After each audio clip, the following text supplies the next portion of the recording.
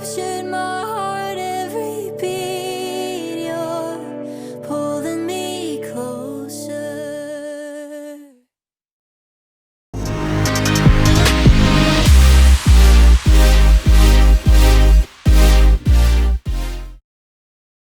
So good! And so true! Hey everybody, thanks so much for hanging out with us. We'll see you again next week. Yep, bye everybody! Bye! All right, okay, crew, that's a wrap. Nice job, Britton. Hey, I've got to get home to feed my llama. Great work today, though. Thanks, you too. I'll follow you out. Okay.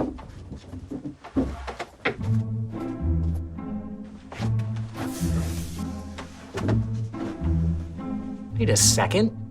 Didn't we just come from here? Yeah.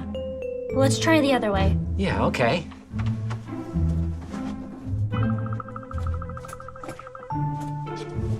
All right, what in the world is going on? Did somebody move the exit? I don't know, but my llama is going to get really cranky. Let's try going through the ceiling.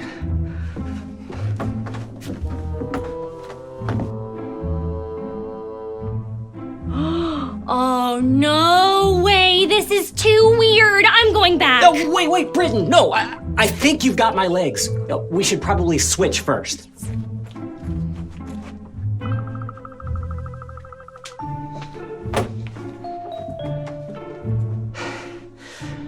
Well, I think there's only one more direction to try. Under the desk? Yeah, what's the worst that could happen?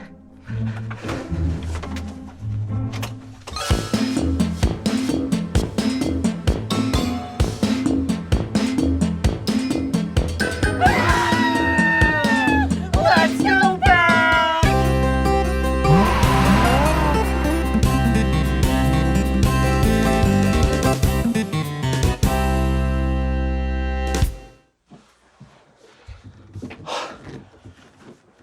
Okay, so it looks like maybe we're not going home today. Yeah, I don't get it. We're totally stuck here. Seriously, I don't think anyone, anywhere in the whole history of the entire world has had this much trouble getting out of somewhere. Okay, whoa, that's pretty extreme. I think there's people who've had more trouble than us. Oh yeah? Name one. I could name one. I could name millions. How about all of the people of God who were trapped as slaves in Egypt? Wait, what people are you talking about? Hand me the JTS Bible and I'll show you. David, what are you doing? Oh, There you go. you know, there was probably an easier way to do that. Eh. Well, this is what I'm talking about. It's the book of Exodus. It's the story of how the Israelites were trapped in Egypt and how God helped them escape. Oh yeah, I remember that book now. It talks about how God provided for his people over and over. Hey, you know what? I think we should read it for ourselves. That's a great idea. How about this? Since the book of Exodus is kind of long, why don't we watch the fast forward review of the book first? Then, when it's over, press pause on the video and read the verses on the screen. When you're finished, press play and we'll see you back here. Welcome to the fast forward review of the book of Exodus.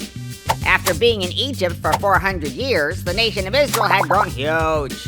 And the new Pharaoh became scared they were too powerful, so he made God's people into slaves. One day, God called to Moses through a burning bush. "Hey Moses," he said, "tell Pharaoh to let my people go." And even though Moses was totally scared, he agreed to do it. When Moses told Pharaoh to free the Israelites, Pharaoh laughed and said, "No way, dude." So God sent 10 terrible plagues to destroy Egypt. Water turned to blood. Frogs covered everything. Even the sky turned black. Then on one terrible day, the oldest son in every Egyptian family died. When Pharaoh saw the destruction, he finally agreed to let God's people go. On their way out of Egypt, God caused the Egyptians to give the Israelites silver and gold. But then, Pharaoh changed his mind. He and his soldiers chased the Israelites all the way to the Red Sea.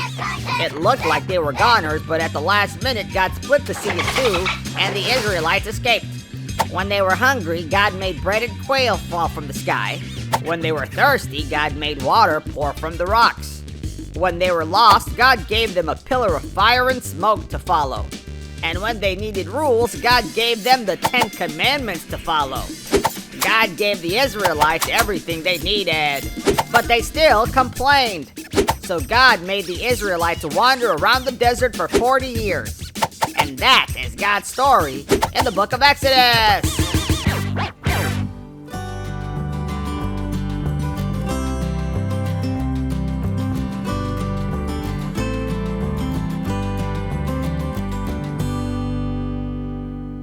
Whoa! Isn't that amazing? God made water come out of a rock. Yeah, and not just a little bit of water. He made enough water come out of the rock so that every single Israelite had enough to drink. Right. And there were thousands of them. Seriously, it was a miracle. But if you think about it, water was just one of the things God provided for his people. There was a whole bunch more. There was? Mm-hmm. Like what? Oh, David, I'm so glad that you asked. And I think the best way to explain it is with a little challenge called Bobbing for Apples! Oh, fun! And money! Oh, wow! And maps! Oh, weird. And Moses. Oh, no. Here's how it works. I'm going to put an apple and some money and a map and Moses into a bin of water. And when I say go, you have to get everything out of the water before time is up by only using your mouth. No hands allowed. I have a question. We're not even supposed to be filming right now. How do you even have all of this stuff ready? Simple. I always have an emergency challenge ready to go just in case. Oh, well, that makes sense. Oh, one more question. Can I put on my swim gear while you get set up? Sure, why not? Okay. I think I'm ready to go. Yeah, sure looks like it. Well, let's do it in 3, 2, 1, go! You can do it. Oh my. Careful. Nice! Great job. Keep going. Don't forget to come up for air. Got it? Woohoo! Great job. Great job. 2 more. Oh my. Careful. Nice job. Nice job. Come, Moses. Last one. You can do it. You can do it. Oh my. It's a tsunami over here. Oh, yay! Nice job! I did it! Yeah! That was an awesome job, David. You were all in on that challenge. And when I mean all in, I mean all in. Thanks, Britton. Just to be clear, though, there was a point to all of this, right? Of course. The water you were dunking your head into was a lot like the water God provided for his people. That's it? You could have just shown them a bin of water. I didn't have to dunk my head in it. Hey, I'm just kidding. There's more to it, actually. During their 40-year trip through the desert, the people of Israel didn't just need water. They needed money. They needed directions. They needed food. And they needed a leader. And God gave them every single one of those things. Oh, yeah, that's right.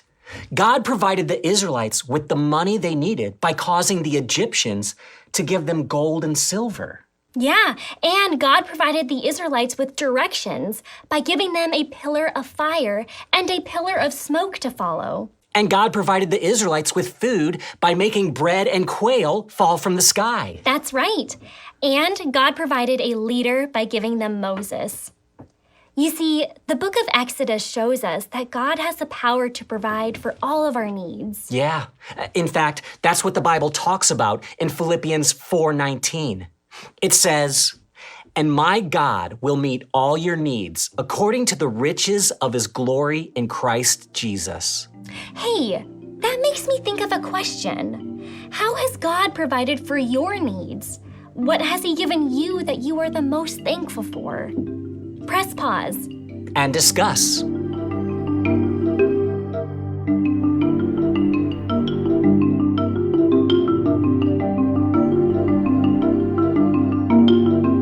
Hey everybody, welcome back.